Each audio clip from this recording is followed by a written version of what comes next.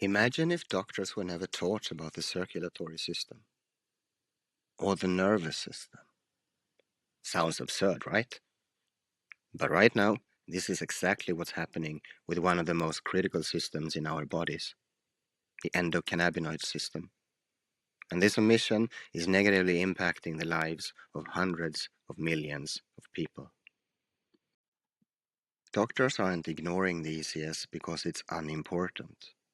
They're ignoring it because they were never taught it exists. Medical schools and medical textbook publishers have excluded it for decades, not because of science, but because of stigma. Stigma unfairly spilling over from a plant, cannabis. What needs to be clarified, the ECS really has little to do with cannabis. Its associations to the plant are merely circumstantial, whereas its associations to homeostatic regulation are foundational. The ECS is best described as our physiology's suprasystem, to borrow a word from systems theory. This system is extremely ancient. It evolved over 500 million years ago. Every vertebrate that has ever lived had a functioning ECS with CB1 and CB2 receptors, not too dissimilar to ours. Human, mouse, and bird CB1 receptors are 91% identical. This strong conservation across species translates into an incredibly strong evolutionary and biological importance. The ECS is the smart home system of your body's physiology, riddled with advanced sensors, tightly regulating metabolism, pain, mood, immunity, and even how you process hunger and reward. This system right now is under attack, not by a virus or a toxin, but by a lack of education and our Western diet.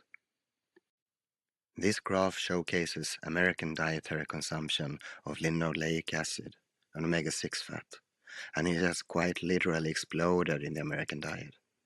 Current numbers are unknown but likely much higher. Linoleic acid is found in processed foods, seed and so-called vegetable oils, snacks, fast food. So the global health impact is enormous. Here's what actually happens. Linoleic acid increases arachidonic acid phospholipids in your cell membranes. An intracellular calcium burst is then all it takes for the cell to initiate production of anandamide or 2-AG, your body's natural endocannabinoids, which are produced from these very arachidonic acid containing phospholipids. Furthermore, as enzymes that metabolize omega-6 fats are shared with omega-3 fats, excessive omega-6 consumption will shut down omega-3 metabolism, with potential severe consequences on systemic inflammatory tone. So what happens when you flood the system with too much linoleic acid? To put it simple, the ECS goes haywire. CB1 receptors get overstimulated, scrambling your metabolism, promoting chronic inflammation, and hijacking hunger signals and rewiring your brain's reward system. This isn't just speculation, it's biochemistry, and it's driving epidemics of obesity, diabetes, and metabolic syndrome. Yet most doctors have no idea this is happening. How can we expect physicians to treat metabolic syndrome, chronic pain, or autoimmune disorders if they don't understand the system that connects these conditions? We can't.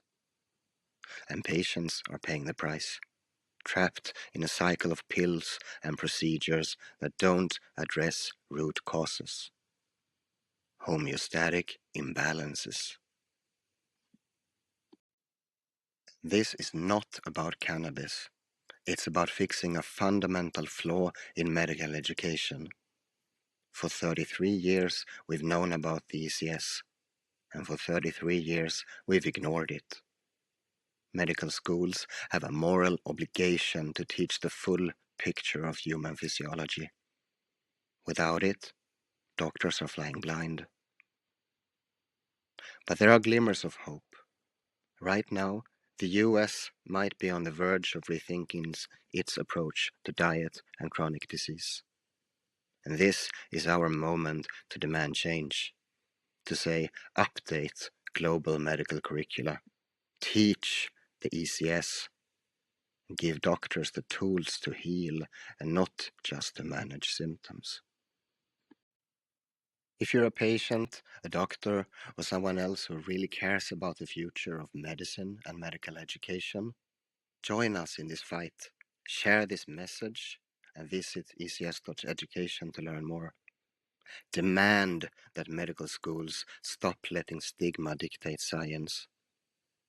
The ECS is not a niche topic. It's the missing link in modern medicine, and until we fix this, chronic disease will keep winning.